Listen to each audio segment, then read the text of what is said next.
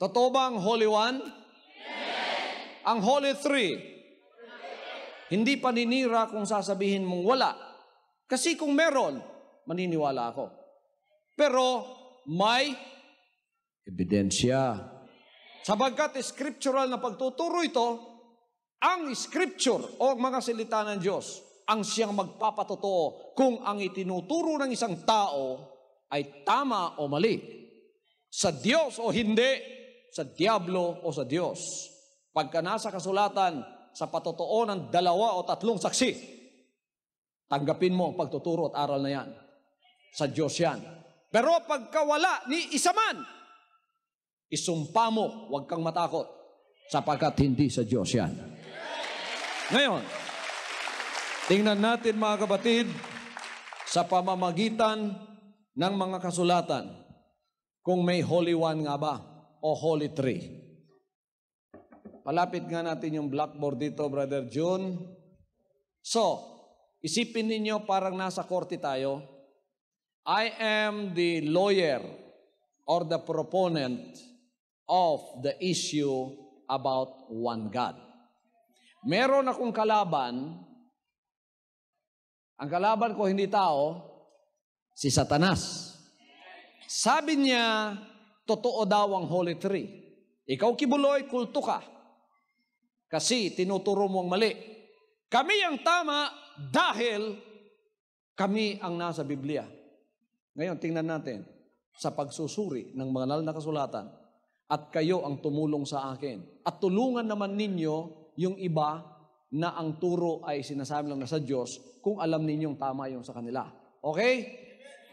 Ngayon, mga kapatid, i-divide natin sa 2 na pagtuturo. At tingnan natin kung saang ebidensya natin makikita ang mga salita ng Diyos. Ako, tinuturo ko, Holy One.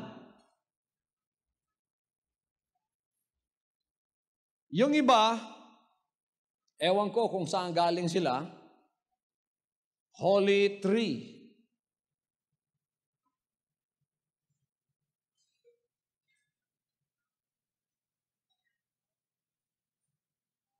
O ang pinaka popular na tawag nilang Holy Trinity.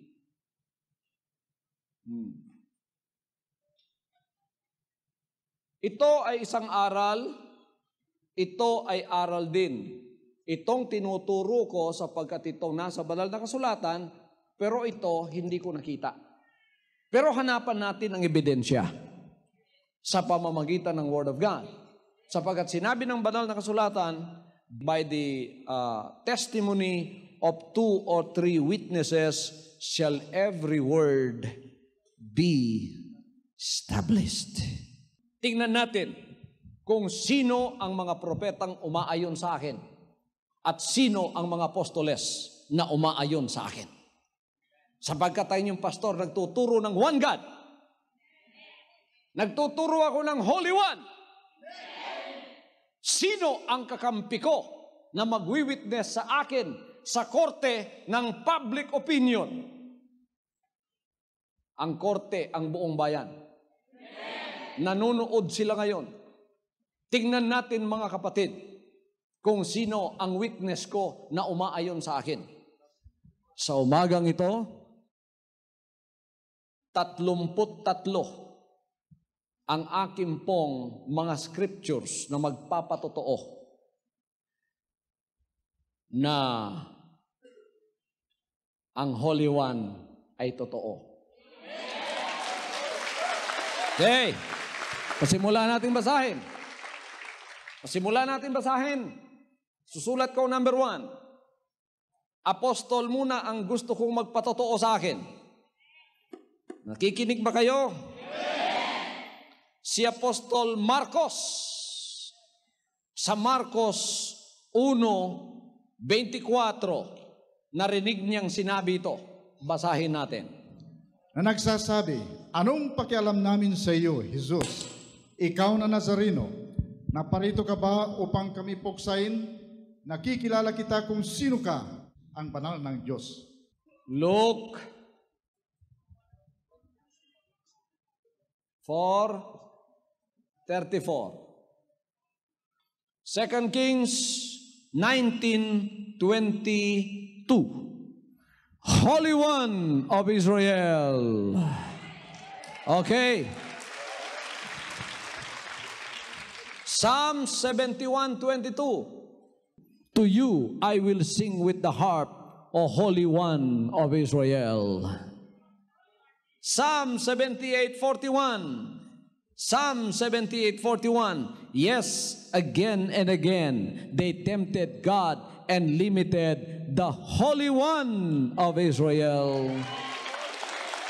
Psalms 89:18. For our shield belongs to the Lord, and our King to the Holy One of Israel. Isaiah 1:4. They have forsaken the Lord. They have provoked to anger the Holy One of Israel. Isaiah 5:24. Because they have rejected the law of the Lord of hosts and despised the word of the Holy One of Israel. Hallelujah. Isaiah 10:20. And it shall come to pass in that day that the remnant of Israel and such as have escaped of the house of Jacob will never again depend on him who defeated them, but will depend on the Lord, the Holy One of Israel. Isaiah chapter 12 verse 6. Cry out and shout, O inhabitant of Zion, for great is the Holy One of Israel. Isaiah 17:7. In that day a man will look to his Maker, and his eyes will have respect for the Holy One of Israel. Isaiah 29:19. The humble also shall increase their joy in the Lord, and the poor among men shall rejoice in the Holy One of Israel. Isaiah chapter 30 verse 11. Get out of the way and turn aside from the path, cause the Holy One of Israel to cease before us. Isaiah 30 verse 12. 30 verse 12. Therefore thou sayest, the Holy One of Israel. Isaiah 30:15. For thus says the Lord God, the Holy One of Israel. Isaiah 31 verse 1. Woe to those who go down to Egypt for help and rely on horses, who trust in chariots because they are many, and in horsemen because they are very strong, but who do not look to the Holy One of Israel.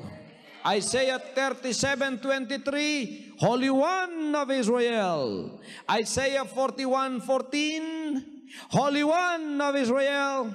Isaiah 41:20, Holy One of Israel. Isaiah 43 verse 3, Holy One. Isaiah 43:14, Holy One. Isaiah 45:11, Holy One.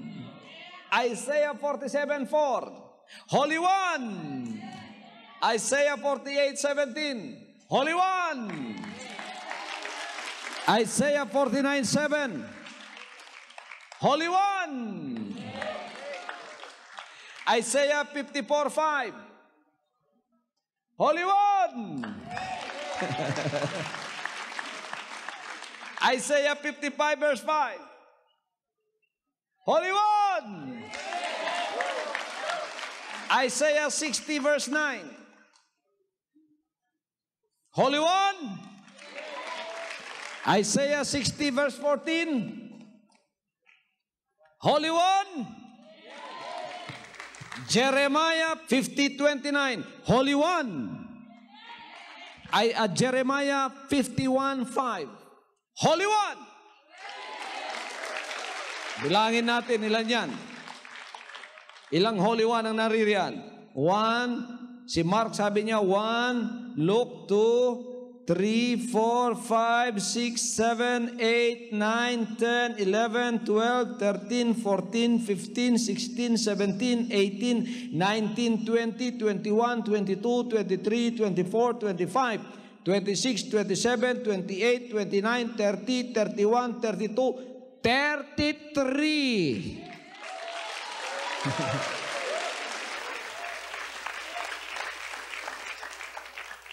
Ngayon, mga kapatid,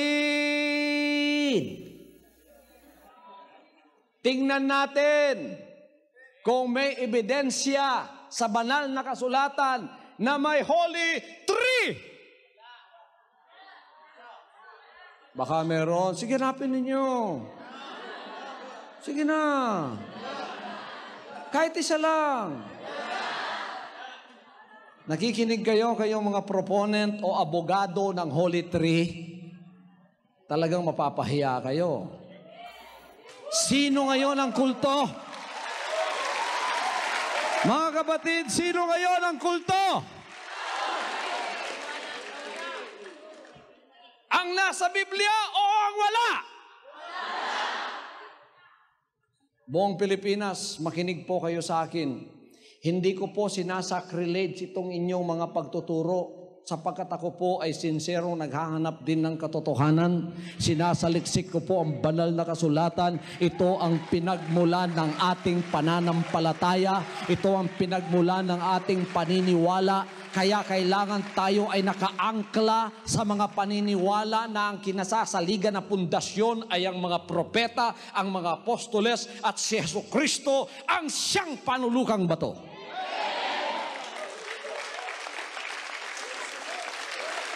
Ngayon, kung talagang walang nakikita sa inyo rito, kayo namang nasa telebisyon, padalhan ninyo ako ng sulat at pakitaan ninyo ako kahit isa man na nagsasabing may Holy Three.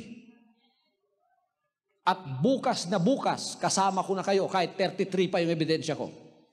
Ngayon, kung hindi po ninyo makita yung ebidensya ng inyong katuruan, eto ang sa inyo, malaking kamatis.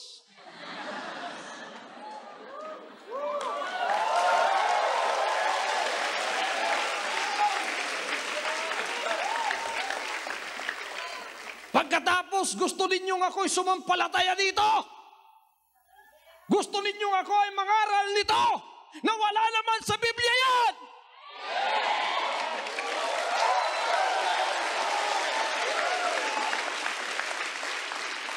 Paano akong haharap sa bayan ng Diyos at pagkatapos lilinlangin ko sila at tuturuan ko sila at ihohokos-pokos ko sila na yan ay nasa banal na kasulatan samantalang yan ay wala? Kaya palagi ninyong pinatotohanan sapagkat wala talaga yan. Pangalawa, paano akong tatayo sa judgment? Paano akong tatayo sa judgment pagkatapos pinangaral ko ang mali? Napakarami nang naniwala sa akin sapagkat sila ay naniwala sa sinabi ko at nagpapakilala ko alagad ng Diyos. Nilinlang ko sila. Pagdating sa hukuman ng Diyos, kasama ko sila at ituturo nila ako na siyang dahilan ng kanilang conversion pagkatapos zero pala ang aming paniniwala. Kayong mga pastor na naniniwala sa wala, makatatayo kaya kayo sa harap ng mga membro ninyo ngayon at pagkatapos sasabing si Kibuloy ay kulto? Hindi na, tapos na yung panlilinlang ninyo. Tapos na yon. Tapos na ang mga maling aral. Tapos na ang mga bulaang aral. Tapos na ang mga bulaang apostol. Hallelujah! Mga kaibigan at mga kapatid, magsibalik na tayo sa turo ng banal na kasulatan.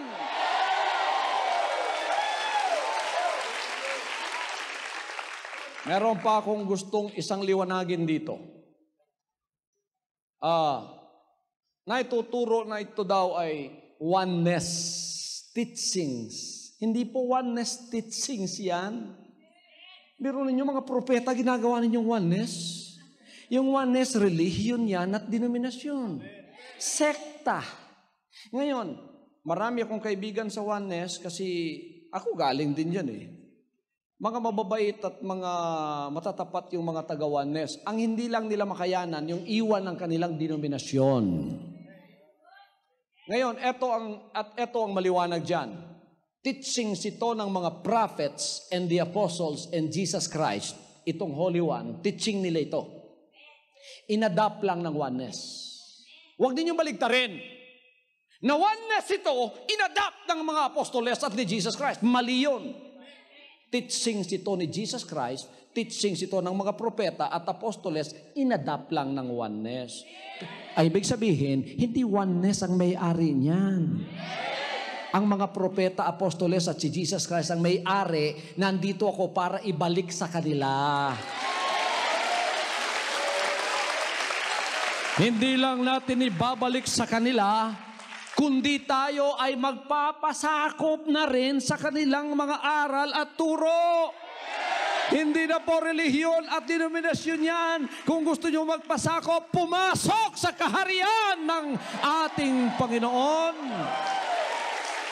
Woo! So wala talaga? Zero? Final answer?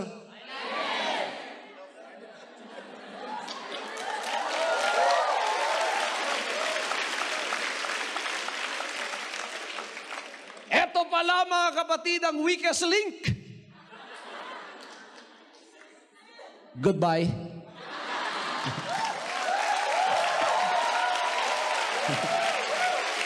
Woo! Goodbye. Ito ang totoo. Nakabase sa banal na kasulatan. Ngayon, okay na to. Nakakuha na ninyo? Paki-erase, Brother John. Nandito na naman. Erase mo na lahat. O yan ang unang issue natin, ha? Pangalawang issue. Pangalawang issue. Second issue. Sa korte ng langit.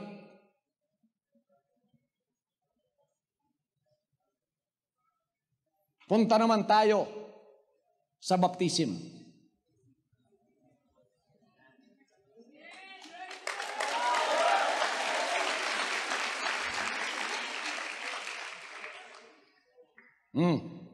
Binabautismo natin dito, tinuturo in the name of the Lord Jesus Christ. Go ye, therefore, and teach all nations, baptizing them in the name. Ngayon, sinunod ba nila ang utos? Ang apostoles ang unang inutusan, sila ang unang sumunod. Paano nila sinunod? Yan ang sasaliksikin natin. Tingnan muna natin ang sinabi ni Pedro sa mga Gawa, Kapitulo 2, 37 hanggang 38. Now when they heard this, they were pricked in their heart, and said unto Peter and to the rest of the apostles, Men and brethren, what shall we do? Then Peter said unto them, Repent and be baptized every one of you in the name of Jesus Christ for the remissions of sins, and you shall receive the gift of the Holy Ghost. Okay. Eto, lumitaw na yung pagtuturo at pagsusunod ni Pedro. Sinabi niya, mangagsisi kayo at mangagpabautismo sa pangalan. Singular. Konektado ba yon sa Matthew 28:19? In the name, singular. In the name, singular. At lumitaw ang name na singular. In the name of Jesus Christ. So lumitaw na yung pangalan. Lagyan mo ng number 1, witness, na ginamit ang pangalan. Sapagkat sinunod, ginamit ang pangalan. Number 1. Okay. Isa na yan. Ito ang turo ko. Nababautismo tayo sa pangalan. Apostolic doctrine ba ito? Ito ba ay pagsusunod ng mga apostoles? Mali ba tayo pagka binabautismo natin ng pangalan ni Jesus Christ? Pinatotohanan ba tayo ng banal na kasulatan? Pinatotohanan. Isang witness na yan. Pangalawang witness. Acts chapter 10, verse 46 to 48. For they heard them speak with tongues and magnify God. Then answered Peter, Can any man forbid water, that they should not be baptized, which have received the Holy Ghost? Nandun na naman. Nag-utos na naman siyang magbautismo. Sapagkat inutusan siya ni Jesus Christ sa Matthew 28:19. Eto, sinusunod ni Pedro. Sinabi niya, sinong makapagpipigil sa tubig na hindi mabautismuhan? Patuloy, Master Cookie. And he commanded them to be baptized in the name of the Lord. Then prayed they him to tarry certain days. And he commanded them to be baptized in the name of the Lord Jesus Christ. Sa Tagalog, sapagkat nangarinig nilang nangagsasalita ang mga ito ng mga wika at nangagpupuri sa Diyos. Nang magkagayoy sumagot si Pedro, mangyari bagang hadlangan ang sino man ang tubig upang huwag mga bautisman itong mga nagsitanggap ng Espiritu Santo na gaya naman natin? At inutusan niya sila na magsipagbautismo sa pangalan ni Hesukristo. Nang magkagayoy, kanilang ipinamamanhik sa kaniya na matirang mga ilang. pangalawa, inutusan silang magpabautismo sa pangalan ni Hesukristo.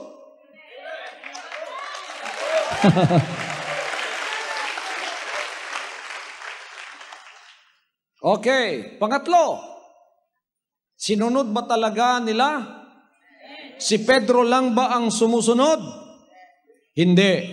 Pati si Pablo ay sumunod na rin. Mababasa natin sa Acts chapter 19, 1 to 5, nang matagpuan niya ang mga disciples ni John the Baptist na bininyagan, binotismuhan na, pero kulang. Kaya't sila inutusang muli. Basahin natin sa Acts chapter 19, verses 1 to 5. And it came to pass that while Apollos was at Corinth, Paul, having passed through the upper coast, came to the Ephesus, and finding certain disciples, he said unto them, Have you received the Holy Ghost, since ye believed? And they said unto him, We have not so much as heard whether there be any Holy Ghost. And he said unto them, Unto what then were you baptized? And they said, Unto John's baptism. Then said Paul, John verily baptized with the baptism of repentance, saying unto the people that they should believe on him which should come after him, that is, on Christ Jesus. When they heard this, they were baptized in the name of the Lord Jesus. Ito ba ay turo ng mga apostoles? Pablo at Pedro ang mga witness ko sa korte ngayon ng isyong ito ng bautismo. Ngayon, kayong mga abogado ng titulo, huwag naman ninyo akong akusahan na hindi ako naniniwala sa Father, Son, and Holy Spirit. Mali kayo riyan. Ang pinag-uusapan natin dito kung ang ibabautismo ba pangalan o titulo. Naunawaan ba ninyo ang mga banal na kasulatan o hindi? Kayo naman ang maghanap at sulatan ninyo ako kung merong isa bukas magbabautismo na rin ako, gagamitin ng titulo Father, Son, and Holy Spirit. Wala. Wala ba mga kapatid talaga? Final answer. Final answer. Yan, malaking kamatis. Malaking kamatis. Okay? Tingnan natin ang Efeso 4:4. There is one body and one spirit, even as you are called in one hope of your calling, one Lord, one faith, one baptism. One Lord? Malaking kamatis yan. Wala yan, mga kapatid. Yan ay pag-uulit-ulit sa utos. Ito ang pagsusunod sa utos. Pagkatapos gusto ninyo, ito na naman ang sundin ko na formula ng bautismo. Pagka hindi ko sinusunod, kulto si Kibuloy. Anong ebidensyang maipapakita ko sa mga anak ng Diyos na susunod sa akin? Dito at doon sa langit, sa paghuhukom, pagka sila ay nagturo sa akin, bakit mo binautismo? Magtatago na ako. Maghahalo na ang balat sa tinalupan. Bakit? Walang ebidensya. Kaya ngayon, mga pastor, mga ministro, na nagtuturo ng mga hocus-pocus, tapos na ang panlilinlang. Wala na. Hindi na magsisilbi yan, mga kapatid. Isang katawan, isang espiritu. Biro ninyo kung ang Father, Spirit, kung ang Holy Spirit, Spirit. Ilang Spirit? Dalawa na, di ba? Oh. Isang espiritu. The Father, yung ating pag-aaral nung nakaraan, yan ang Holy Spirit. Matthew 1:21, yung nasa sinapupunan ni Mary, lalang ng banal na Espiritu. So, ang banal na Espiritu, ang siyang Ama. Kuhanin niyo mga kapatid? So, ang Holy Spirit at ang Father ay hindi dalawa. Siya yun. Kasi kung ang Father iba, ang Holy Spirit iba, dalawa ang tatay ni Jesus Christ. Sabi ng Matthew 1:20-21, lalang ng Holy Spirit, therefore ang tatay ang Holy Spirit, kung ibahin mo yan, ibang personang Father, ibang personang Holy Spirit, sinong tatay ngayon? Dalawa ng tatay niya. Hindi po nagkaganon. Ang Holy Spirit ay naging tatay. Kaya tawag sa kanya, hindi na Spirit sa New Testament, Father. Maliwanag? Naliliwanagan kayo? Hindi malabo yan. Ngayon, Romans chapter 6. Know ye not that so many of us were baptized into Jesus Christ, were baptized into His death? Ulitin natin yon.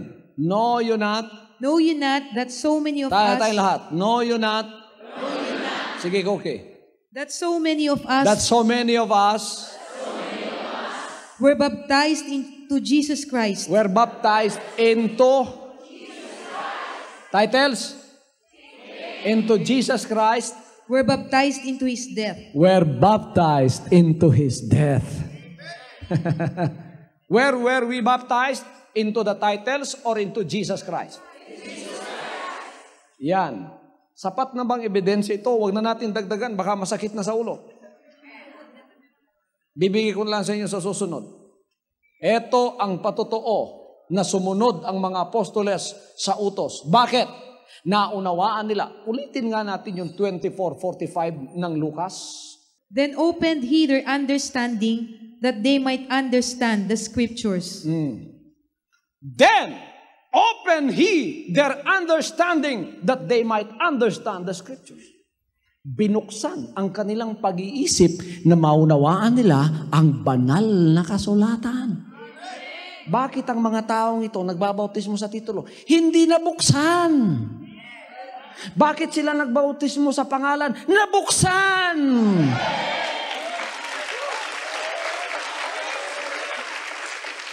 Sinong susundin natin ngayon? Ang mga apostoles?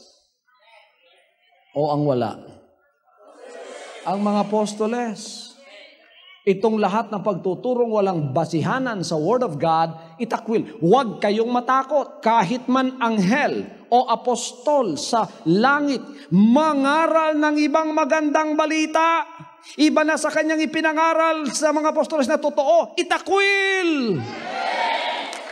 Kahit nasasabihin niyang, ako ang apostol, ako ang propeta.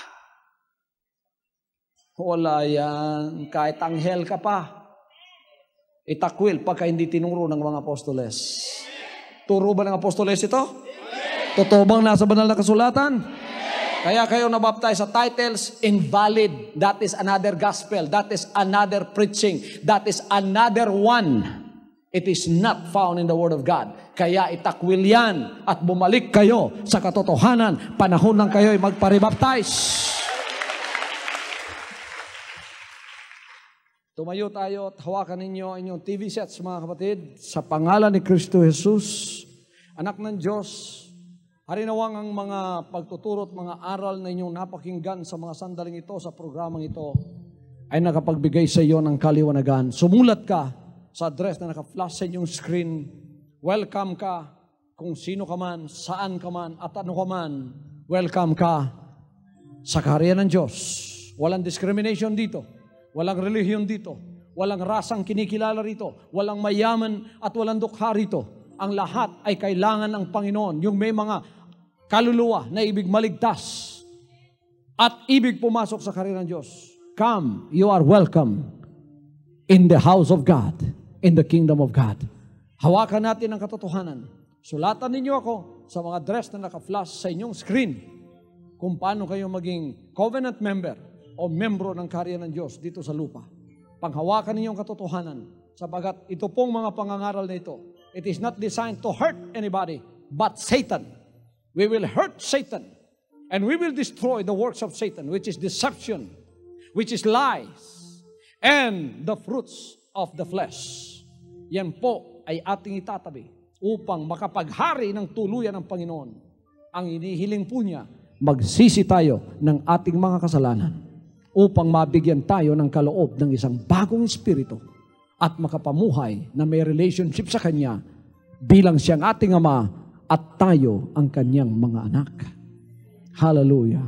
Hawakan yung TV sets, ako dadalangin para sa inyong miracle and healing time. Ama, pagpalain mo ang lahat ng mga anak mo na nakikinig at nanonood ng programang ito at ang mga pag-aaral na ito tumimo sa kanilang puso, pagkahawakan nila upang ito ay mapananganan sa katotohanan na walang iba na makapagliligtas sa amin kundi ang kaliwanagan ng katotohanan.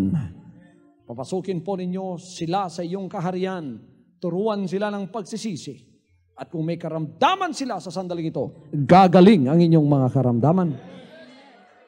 Mangyayari sa iyong spiritual revolution, financial revolution. Of all the blessings of God, I commend it for you in Jesus' mighty name. Amen.